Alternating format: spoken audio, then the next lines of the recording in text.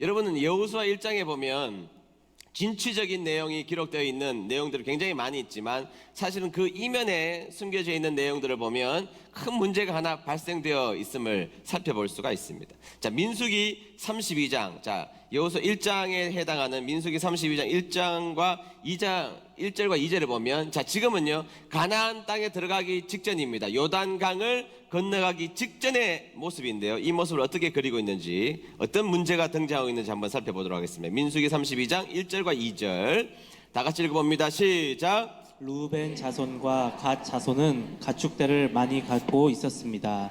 그들은 야셀 땅과 길르앗 땅이 가축대를 치기 좋다는 것을 알고 모세와 제사장 엘르아살과 백성의 지도자들에게 와서 말했습니다.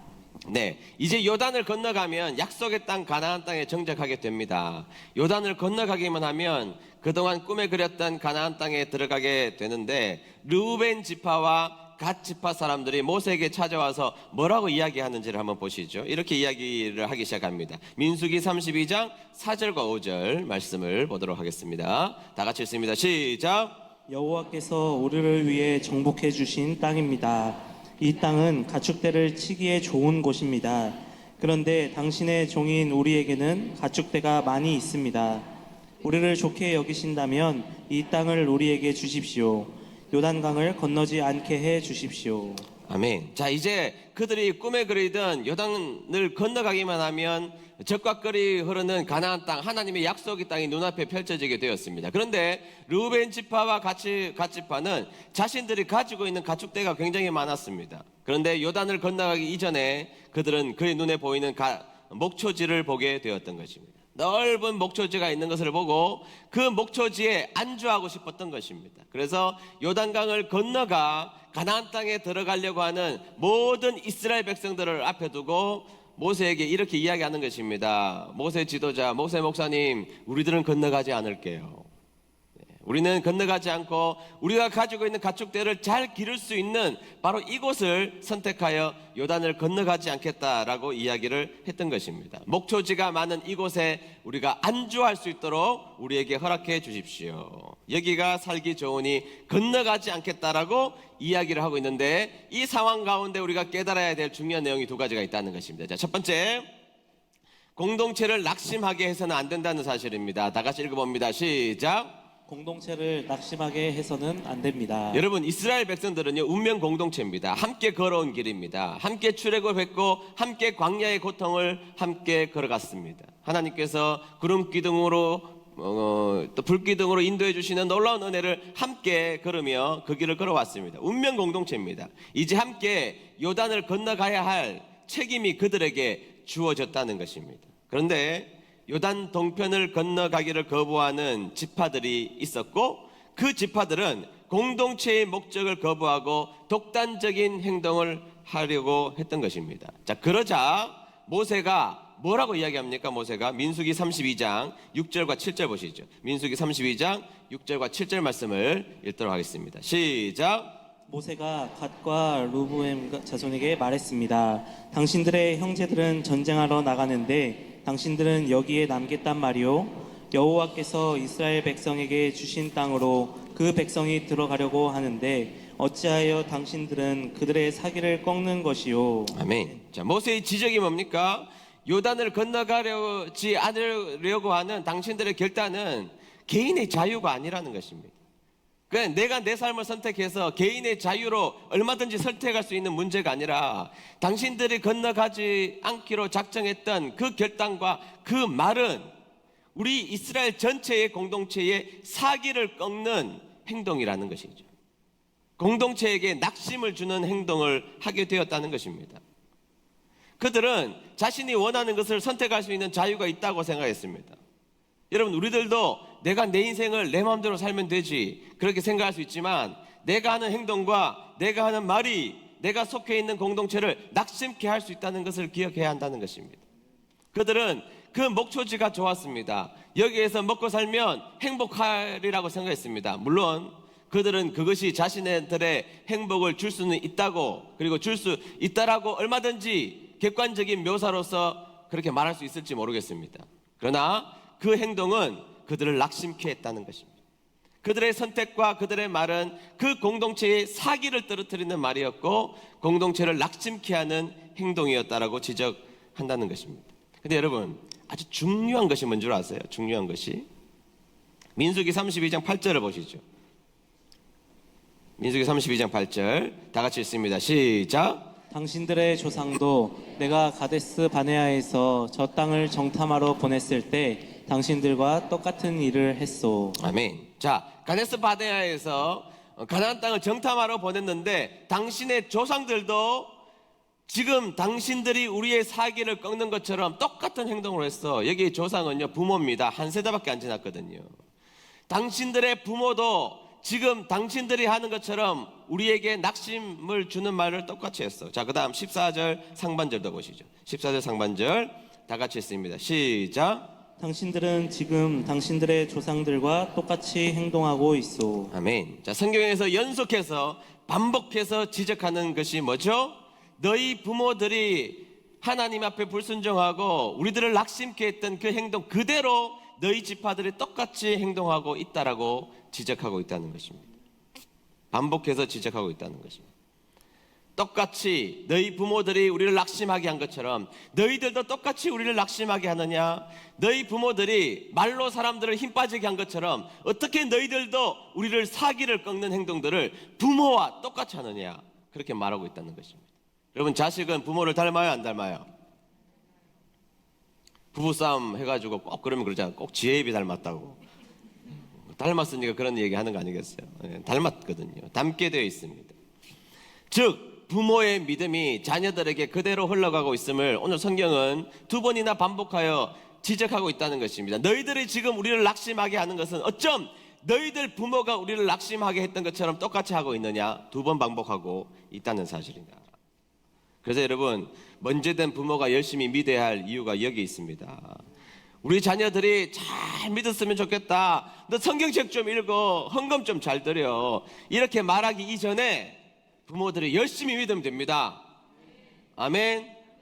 성경도 지적하잖아요, 지금. 어떻게 너희 부모들이 하는 행동과 똑같니? 여러분, 자녀들을 위해서라도 억지로라도 하나님 앞에 충성한 여러분 되시기를 축복합니다. 그 믿음만큼만 잘합니다. 열심히 믿으라는 것 잔소리밖에 안 됩니다. 그러나 부모들이 애를 써서 열심히 믿는 모습을 삶 가운데 자연스럽게 묻어내면 그 자녀들은 주님 앞에 귀하게 쓰임받는 자녀들이 됩니다. 충성하는 부모 밑에 충성하는 자녀 나오고 사기 꺾는 부모 밑에 사기 꺾는 자녀 나옵니다. 기억하는 여러분 되시기를 축복합니다. 자, 여러분, 어쨌든 그런 언쟁이 오가다가 모세가 발견합니다. 아하, 르우벤 지파와 갓 지파는 더 이상 가나안 땅에 소망이 없어졌구나. 가나안 땅에 소망이 사라졌음을 발견하게 되죠. 그러자 모세가 절충안을 내놓습니다. 절충안을 내놔요. 자, 들어가야 되는데 이야기를 해보니 도무지 르우벤과 갓 지파는 들어갈 열망이 다 사라져버리고 말았던 것이죠. 그것을 확인한 모세는 이야기를 합니다. 절충안을 제시하는데 그게 뭐냐? 그러면 너희들은 가나안 땅에 소망을 잃어버렸으니 들어가지는 마라. 건너 안 와도 돼. 그런데 정복 전쟁에는 참여해. 이렇게 이야기하죠. 전체의 사기에 문제가 있으니까 네가 해야 될 마지막 책임까지는 하고 그곳에서 살아라. 이렇게 이야기를 했던 것이죠. 그러자 그들이 억지로 이 절충안을 받아들입니다. 그래서 전쟁에 참여하긴 하는데요, 여러분. 자, 억지로 참여한 사람들이 열심히 할까요? 적당히 할까요? 네, 적당히 하게 되겠죠. 갈망이 없는데요, 뭐. 갈망이 사라진 사람들이 열심히 할 리가 없겠죠. 대강합니다. 더불어 여러분, 이스라엘 백성들도 이미 그들의 말 때문에 낙심이 된 상태입니다. 그러니까 이스라엘 백성들도 역시 낙심된 상태에서 일을 하게 되겠죠. 최선의 결과가 아니라 낙심된 상태에서 그 일을 하게 된다는 것이죠. 그래서 여호수아 13장 13절에 보면 이런 의미 있는 말을 우리에게 남겨주고 있습니다. 13장 13절 다 같이 읽습니다. 시작. 이스라엘 사람들은 그술과 마아가 사람들을 쫓아내지 않았기 때문에 그들은 지금도 이스라엘 사람들과 함께 살고 있습니다. 아멘. 자, 뭐라고 그러는가 보세요. 이스라엘 사람들은 그술과 마아가 사람들을 쫓아내지 않았기 때문에. 자, 원주민들을 쫓아내지 않았대요? 쫓아내지 못했대요? 않았대요. 옛날에 성적이 왜 그래요? 그러니까 내가 공부를 못한 게 아니라 안 한 겁니다. 자랑입니까 그게? 여러분, 할 수 있었는데 안 했다는 게 자랑입니까?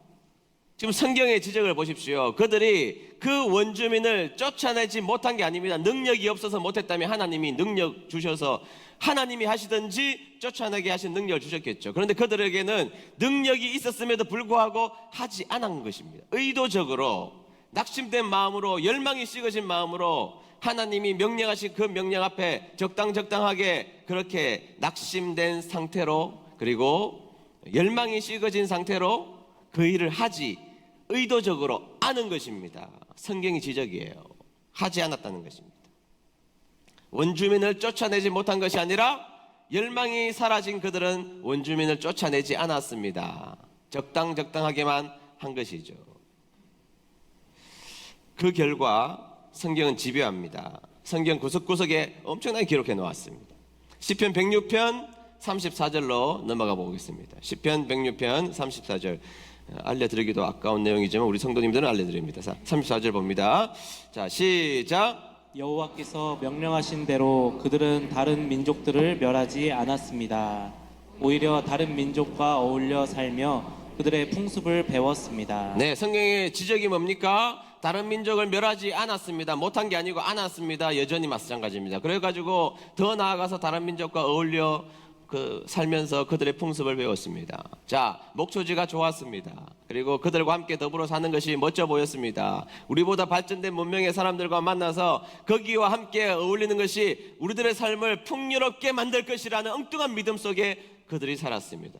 자, 그러면 잘 먹고 잘 살아야 되는데 38절, 37절, 38절 보겠습니다. 시작. 심지어 자기의 아들, 딸들을 귀신에게 제물로 바쳤습니다. 보세요. 뭐라 그럽니까?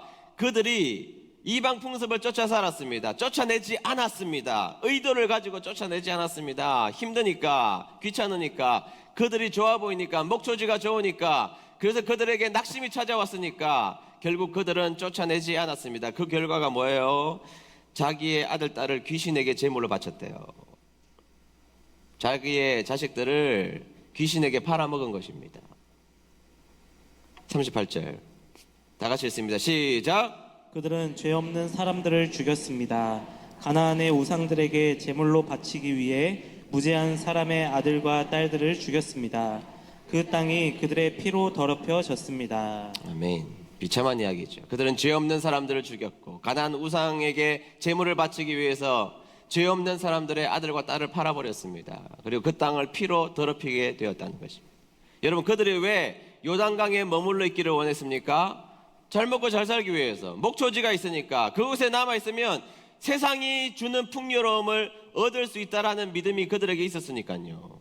그곳에서 내가 노력하면 하나님의 명령 좀 불순종해도 내가 열심히 살기만 하면 다 될 것이라는 마음을 가지고 있었습니다. 하나님 의지하고 살아가야 될 백성들이 하나님 의지하지 않고 적당하게 타협하며 살아면 부자가 되고 얼마든지 될 거라고 생각했습니다. 그리고 이방 민족들이 자신의 본성과 딱 들어맞았던 것입니다.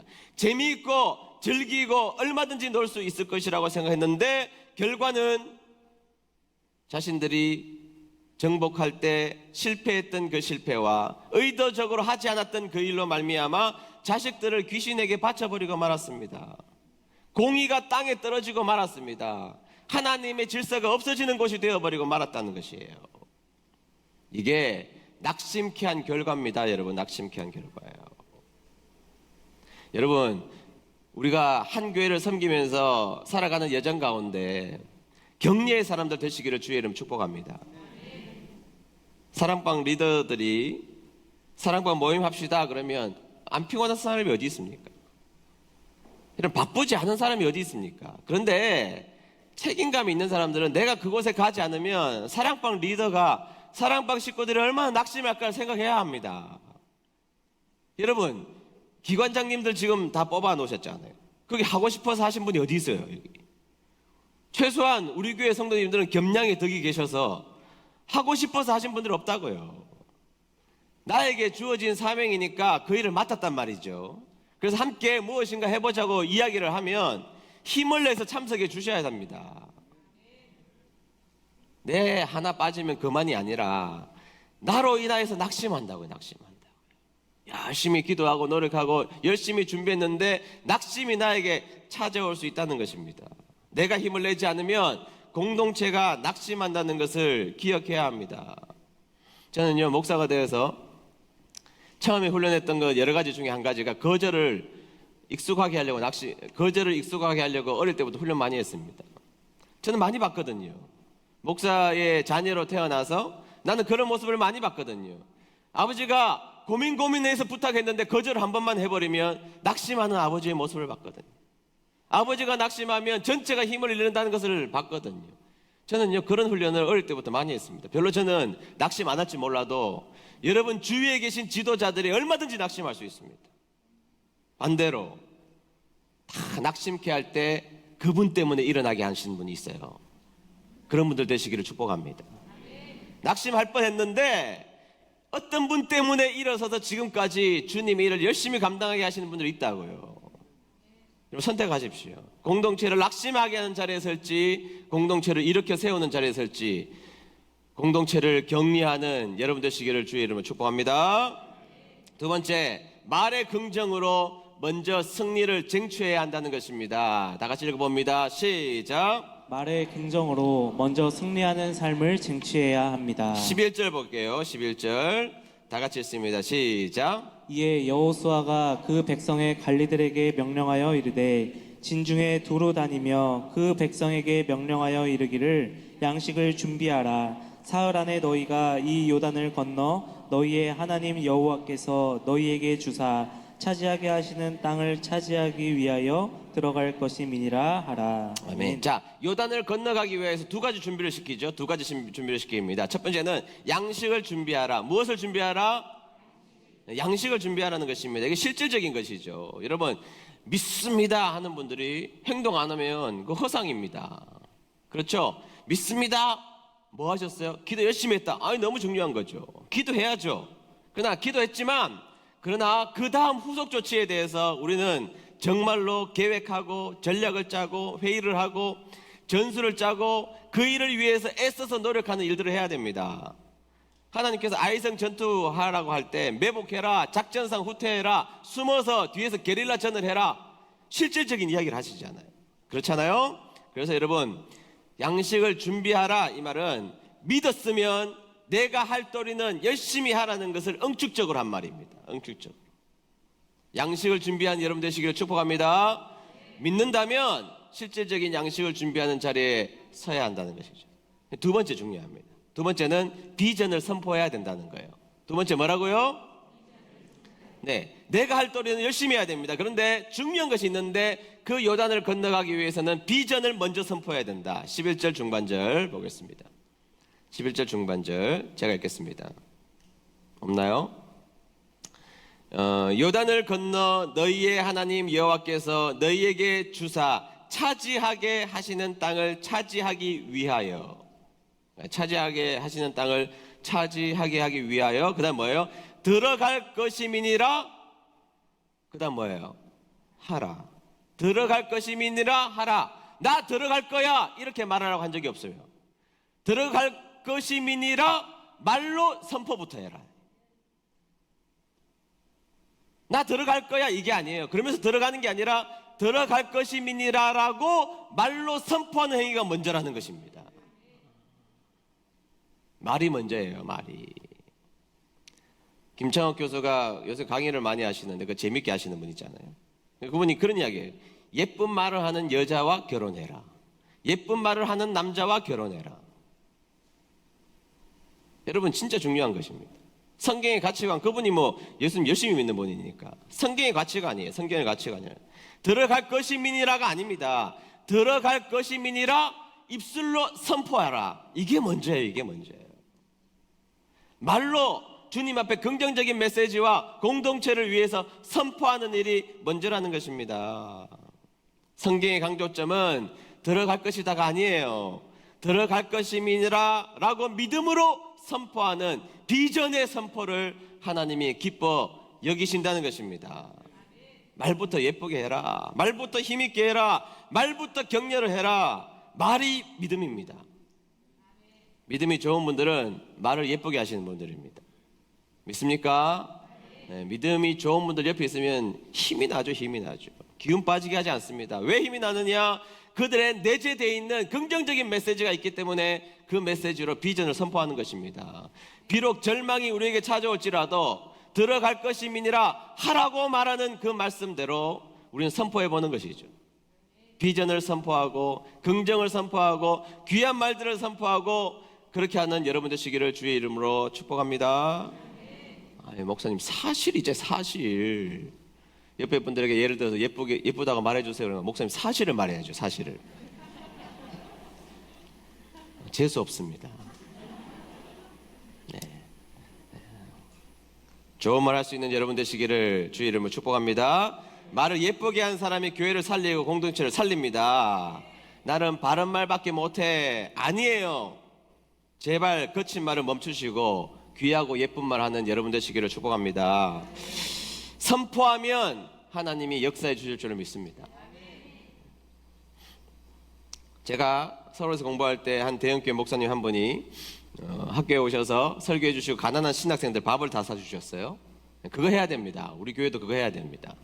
뭐 그 목사님 개인 돈으로 내셨겠습니까? 교회에서 다 사주셨겠죠, 그죠? 우리 신학교에 가보면 전 신학교 교직원과 전 학생들을 다 밥 사주는 교회들이 있어요. 아직도 그 교회를 잊지 못합니다. 이러면 안 되겠습니다만 우리 교회도 그 일을 해야 됩니다. 이제 사주기 싫어요?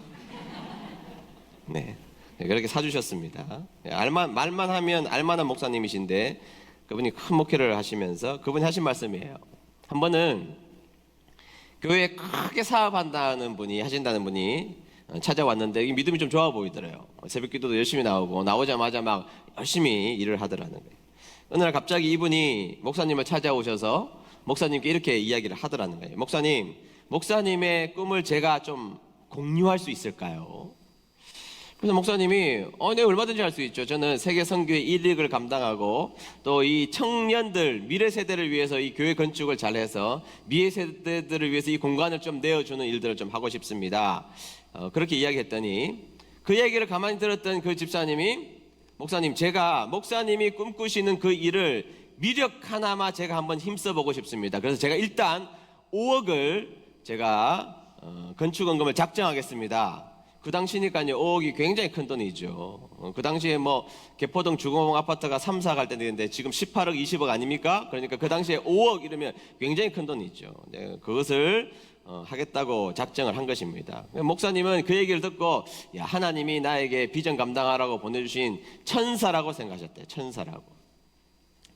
그래서 이제 비전을 선포했대요. 자, 우리가 이런 일을 교회 건축 시작합니다. 이제 열심히 한번 해보십시다 하고 비전을 선포했는데 그분이 갑자기 목사님, 미국으로 수출한 물품 대금을 받기 위해서 돈이 좀 필요한데 목사님 며칠만 돈을 느낌 오죠? 며칠만 돈을 좀 회전시켜 주시면 안 되겠습니까? 그래서 목사님이 목사님들 좀 순진하잖아요. 그래서 목사님이 몇 번 힘을 다해 그분을 도와주셨다는 겁니다. 근데 갑자기 사라진 거예요. 건축원금 10원도 하지 않았습니다. 근데 여러분 어떻게 됩니까? 썩은 거잖아요. 낙심할 일이고 목사님에게는 상처받을 일이고 문제가 있는 시험거리인데 이 목사님이 이런 말씀을 하시더라고요. 그가 5억 원 헌금을 작정한 일로 우리가 힘을 얻고 선포하고 교인들이 기도하면서 일을 추진했는데 그 사람은 거짓말한 사기꾼이지만 그래서 우리가 당황하고 힘들었지만 그때 우리가 주님 앞에 선포한 일들이 지금 와서 보니까 이루어지지 않은 것이 없더라 그랬어요. 새 성전 건축되었고 교회 청소년 지도자들을 양성하는 소명을 감당하고 있고 한국교회 유명한 집회가 열리는 장소로 쓰임받고 있고 제가 여러분들에게 긍정의 비전을 선포하는 그래서 승리해야 된다는 말씀을 전하면서 왜 이 목사님이 생각났겠습니까? 사기꾼에게 당했잖아요. 사기꾼에게 당했지만 사기꾼 때문에 선포된 일도 하나님이 듣고 계십니다. 그리고 그 선포를 끝까지 책임지시고 불쌍하고 사기당한 목사를 그 교회를 건져내시기 위해서 하나님이 일하신다면 정말로 우리에게 주신 비전을 선포하는 사람들에게 얼마나 큰 복을 주시겠습니까? 정말로 하나님의 일을 위하여서 내가 한번 선포하고 해보겠다라고 다짐하는 그 백성들을 위하여서 하나님이 얼마나 큰 복을 주시겠습니까? 제가 목회를 하면 할수록 귀하게 여기시는 성도님들은 누구냐? 목사님 한번 해보시죠 하면 됩니다. 목사님 낙심하지 마시고 목사님 힘을 한번 내보십시오 라고 말하시는 분들이에요. 별로 뒤에 다른 일을 안 해도 찾아오셔서 긍정의 메시지를 던지며 목사님 한번 힘내보시죠, 우리 교회 할 수 있습니다, 할렐루야, 그런 말을 속에 주님의 역사가 이루어지고 묻어나고 있다는 것을 기억하셔서 긍정의 말을 선포하면 그 믿음의 비전의 선포 위에 하나님의 은혜가 함께하는 역사가 있게 될 줄로 믿습니다. 여러분들의 가정을 위해서 선포하십시오. 못 나가게 보이는 자녀들을 위해서 비전을 선포하십시오. 그들을 위해서 기가 막힌 비전을 선포할 때 하나님께서 그 긍정의 메시지 위에 귀한 일들을 하게 하시는 하나님을 만나게 될 줄로 믿습니다.